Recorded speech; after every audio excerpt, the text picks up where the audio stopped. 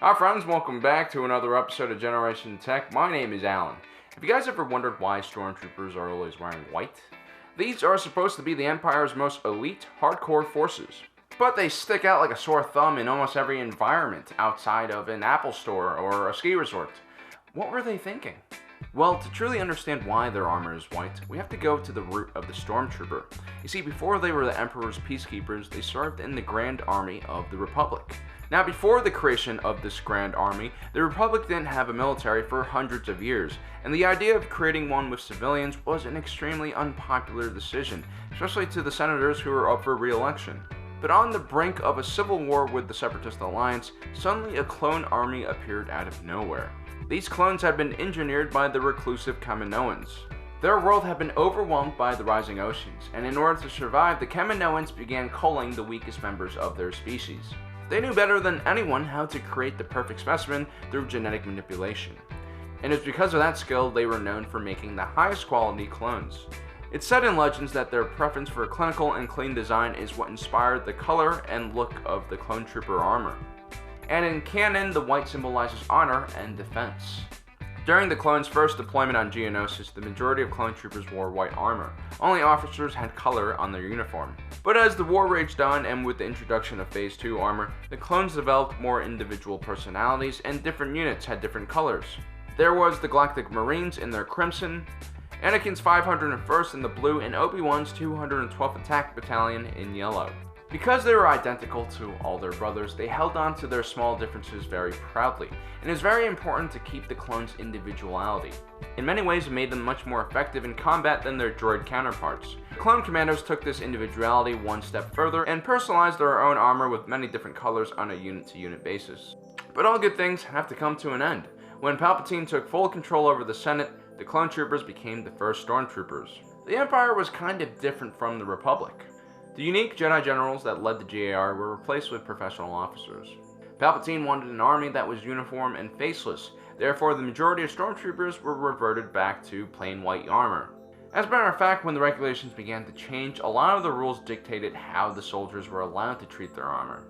When not in theater, strict rules were made against non-regulation modification to the armor, which also included adding any color or emblems. Stormtroopers had to maintain their gear and were constantly polishing and cleaning the white surfaces of their armor. It was important to keep the Stormtrooper Corps up to the highest standards. They represented the Empire, and they needed to be intimidating and efficient.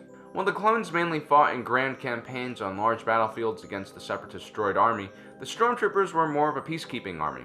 Although there were still some Separatist holdouts and other worlds that refused to join the New Order, most of the Stormtrooper Corps was assigned to police worlds.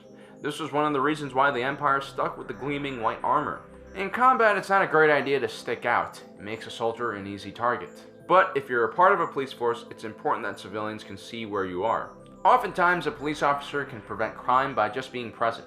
So it makes sense that the Stormtroopers would want to be noticed. And if we look at a lot of the weapons and gear used by the Empire, they weren't exactly the most practical on the battlefield, but they were extremely devastating psychological weapons. The Death Star and the AT-AT Walker are great examples of this, and the skull-shaped Stormtrooper helmet with their shiny armor fit well with this mindset. The Rebel Alliance became a larger and more effective fighting force, and the Stormtroopers suddenly saw themselves having to fight in conventional battles. This was when we began seeing more camouflage variants of the Stormtrooper. Now, out of universe, there's also a couple of reasons why Stormtroopers wore white armor. From the earliest conception phases, George Lucas and illustrator Ralph McQuarrie envisioned them in this way. Lucas wanted to create contrast between the Rebels and the Empire. The Rebels were supposed to take on more earthy and natural tones like brown and green, and their uniforms had to look more organic, homespun, and ill-fitting. The Empire was represented with different shades of white and black. Their uniforms were supposed to be cold, robotic, and precise. The Stormtrooper fully enclosed in their armor were supposed to look like machine men. Machine men with machine minds and machine hearts! The white also helped Darth Vader's black armor stick out much more. And lastly, when the artist Andrew Ainsworth put together the first Stormtrooper armor, he used HDPE, a plastic-like material that was notoriously hard to paint over. Well guys, I hope you enjoyed our episode today about Stormtrooper armor. We're going to continue on this theme and talk more about different types of Star Wars armor and how they were built and what kind of real life gear influenced them. So don't forget to subscribe and hit that notification button so you don't miss out on all that awesome content. And a special thanks to all you Patreon supporters out there. If you guys were in my army, I'd let you paint your armor any way you like. Thanks for joining us today. If you're watching this, you are Generation Tech.